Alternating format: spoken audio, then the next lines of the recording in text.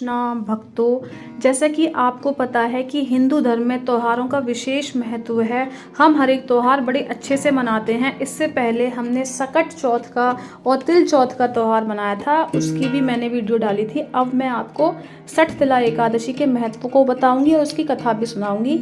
सठ मतलब 6, इसमें 6 प्रकार से तिलों का इस्तेमाल करते हैं जिससे हमारा भाग्य उदय होता है और घर में सद्बुद्धि आती है घर के लोगों में। तो पहला प्रयोग हम तिल का नहाने में करते हैं। हमें तिल डाल के नहाना चाहिए और उसके बाद पीले कपड़े पहनने चाहिए।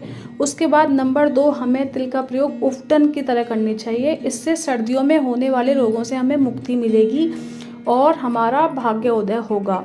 और तीसरा प्रयोग, हमें पूरब दिशा में मुंह करके 5 मुट्ठी तिल लेकर उसको 108 बार ओम नमो भगवते वासुदेवाय का जप करके आहुति देनी चाहिए। उसके बाद तिल का चौथा प्रयोग हमें पितरों के लिए करना चाहिए। पितरों को हमें तिल अर्पित करने चाहिए, उससे हमें पितरों का आशीर्वाद मिलता है। और तिल का 5वां प्रयोग हमें दान में करना चाहिए। महाभारत में भी कहा है कि अगर हमें तिल का दान गरीबों को करें तो हमारा भाग्य उदय होता है और नरक हमें कभी नहीं मिलता, स्वर्ग के दरवाजे हमारे लिए खुले हुए होते हैं। तिल का 6ठा प्रयोग हमें भोजन में करना चाहिए। हमें एकादशी के दिन तिल का भोजन करना चाहिए और ब्राह्मण को भी तिल का फल आहार देना चाहिए।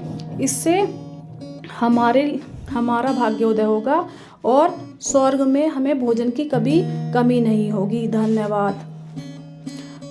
इसके बाद मैं आपको सठ तिला एकादशी की कथा सुनाऊंगी। हरे कृष्णा। इस वीडियो में मैं आपको सठ तिला एकादशी की कथा सुना रही हूँ। यह कथा स्वयं भगवान विष्णु ने नारद जी से कही थी। एक समय की बात है, एक ब्राह्मणी रहती थी। वह भगवान विष्णु की परम भक्त थी। वह भगवान विष्णु की बहुत पूजा किया करती थी। एक बार उसने 1 माह तक अन्न सब त्याग दिया और भगवान विष्णु का व्रत किया, जिससे वह बहुत दुर्बल हो गई।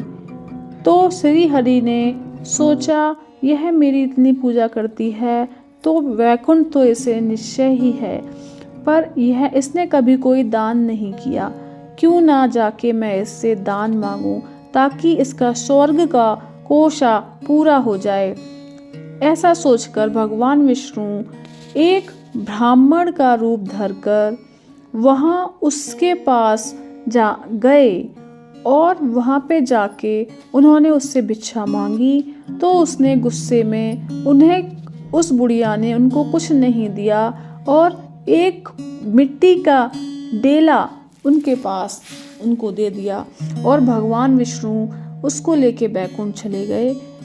तो कुछ समय बाद वो बीमार हुई और मृत्यु को प्राप्त हो गई। मृत्यु को प्राप्त होने के बाद जब वो स्वर्ग में गई तो मिट्टी दान करने के कारण उसे बहुत अच्छा घर मिला, लेकिन उसके पास कुछ भी नहीं था, ना खाने के लिए था, ना अन्न था, ना कुछ था। तो वह भगवान विष्णु के पास गई और रोती हुई बोली, भगवान विष्णु, मैंने तो आपकी कितनी पूजा की थी, फिर भी मुझे खाने के लिए कुछ नहीं है, मेरा घर पूरा खाली है, मेरे भंडारे बिल्कुल खाली हैं।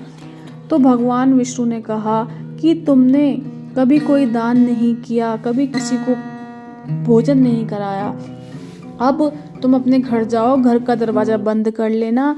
देव कन्याएं जब आएंगी तो वो तुम्हारे दरवाजे पर आएंगी तो उनसे कहना कि पहले सठ तिला एकादशी की कथा कहें और उसके महत्व को बताएं, और जब वो बता दें तभी दरवाज़ा खोलना।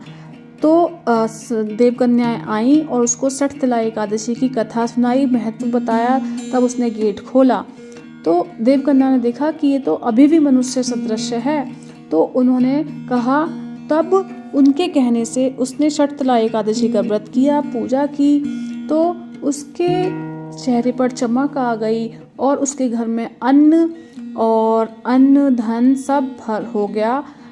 और इस व्रत के प्रभाव से भगवान सबके पास अन्न धन की कोई कमी ना रहे और सबकी मनोकामना पूरी करना सबकी जो इस कथा को सुने, इस कथा को बोले और हुंकारा भरे सबका कल्याण करना। जय भगवान विष्णु की जय। जय एकादशी माता की जय।